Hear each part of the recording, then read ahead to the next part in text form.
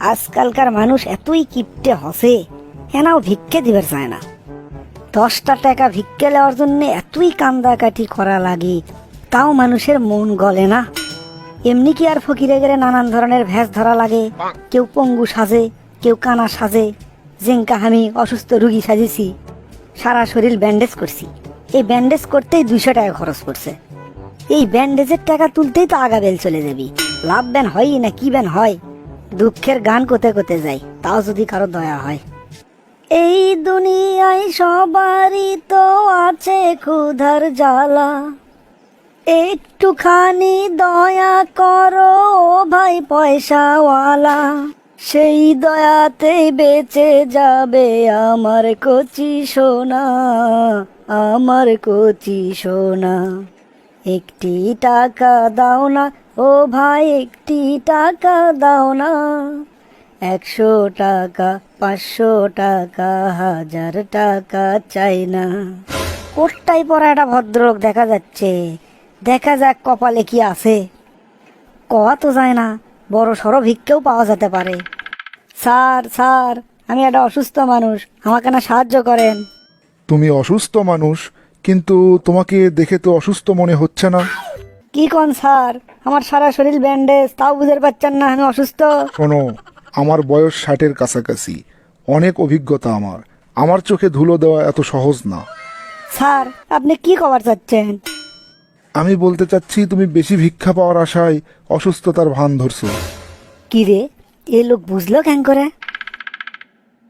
Sir আমি সত্যি অসুস্থ স্যার, ভান ধরিনি।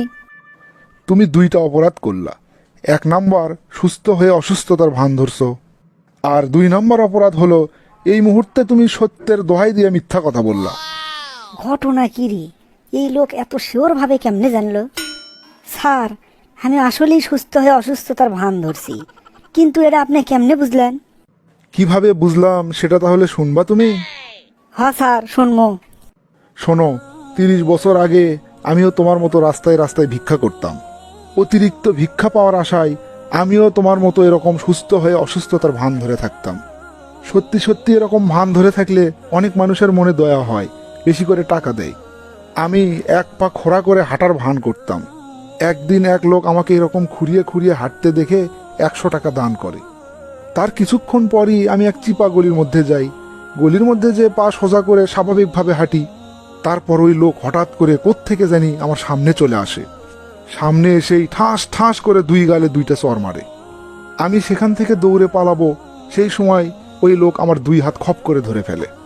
ধরে আমাকে বলল, তুমি একজন শক্ত সামর্থ্য যুবক, তোমার কাজ করে খাওয়ার সামর্থ্য আছে, আর তুমি অসুস্থতার ভান করে ভিক্ষা করো। লজ্জায় আমার মুখ লাল হয়ে গেল। মাথা নিচু করে তার কথাগুলো মনোযোগ দিয়ে শুনছিলাম। তারপর তিনি আমাকে বললেন, তুমি কি জানো না, যে ব্যক্তি নিজের ভাগ্য নিজে পরিবর্তন করার চেষ্টা না করে, তার ভাগ্য স্বয়ং আল্লাহ তাআলাও পরিবর্তন করে দেন না। তখন আমি তাকে বললাম, স্যার আমি দুঃখিত, আমি আর ভিক্ষা করতে চাই না, কিন্তু আমি কিভাবে চলবো স্যার? আমার সেরকম শিক্ষাগত যোগ্যতা নাই যা দিয়ে ভালো কোনো চাকরি করতে পারবো, আবার টাকা পয়সাও নাই যে ব্যবসা করে খাবো। এই কথা শুনে উনি মুচকি হাসলেন। তারপর বললেন, শোনো, যদি তোমার উদ্দেশ্য সৎ হয় তাহলে শিক্ষাগত যোগ্যতা বা টাকা পয়সার প্রয়োজন পড়ে না। তুমি কঠোর পরিশ্রম করো, দেখবে একদিন না একদিন তুমি ঠিকই সফল হয়ে যাবে। এই কথা বলে উনি আমার হাতে 500 টাকা দিলেন, দিয়ে বললেন, যাও, এই টাকা দিয়ে ছোটখাটো একটা ব্যবসা শুরু করো, সততার সাথে পরিশ্রম করো, দেখবে এখান থেকেই তুমি একদিন অনেক বড় হয়ে যাবে। তারপর ওনার দেয়া 500 টাকা দিয়ে আমি একটা ছোট্ট চায়ের দোকান খুললাম। ফজরের নামাজ পড়ে দোকানে যেতাম, আর এশার আজান হলে বাসায় আসতাম। এভাবে পরিশ্রম করতে করতে কিছুদিনের মধ্যেই আমার চায়ের সুনাম পুরা শহরে ছড়িয়ে পড়ল। আমি একা কাজ করে কুলাতে পারতাম না, তখন একজন কর্মচারী নিয়োগ দিলাম। এরপর আর আমাকে পিছনে ফিরে তাকাতে হয়নি। 30 বছরের ব্যবধানে আজ আমি এই শহরের একজন অন্যতম ধনী ব্যক্তি। এই যে রেস্টুরেন্টের মধ্যে দাঁড়িয়ে আমার সাথে কথা বলছো, এটার মালিকও আমি। স্যার আপনার গল্প শুনে এখন তো আমাকেও লজ্জা লাগিচ্ছে, আমাকে আপনি মাফ করে দেন স্যার। ঠিক আছে, ঠিক আছে। তোমাকে দেখে আমার অতীত জীবনের ঘটনাগুলো মনে পড়লো, তাই নস্টালজিক হয়ে সেগুলো তোমাকে বললাম। স্যার, আপনার গল্প শুনে আমি খুব উৎসাহ পাচ্ছি স্যার। আমিও আপনার লাগান ছোটখাটো ব্যবসা দিয়ে শুরু করব। আর ভিক্ষে করে খাবার চাই না স্যার, আপনি আমার জন্য দোয়া করবেন। হ্যাঁ, তোমার জন্য অবশ্যই দোয়া থাকবে। আর আমাকে পথ দেখানো সেই ব্যক্তিটির মতো আমিও তোমাকে কিছু টাকা দিয়ে সহযোগিতা করতে চাই। এই টাকা দিয়েই তুমি তোমার ব্যবসা শুরু করো। স্যার, আপনি খুব মহান স্যার, আল্লাহ আপনাকে আরো বড় করুক স্যার।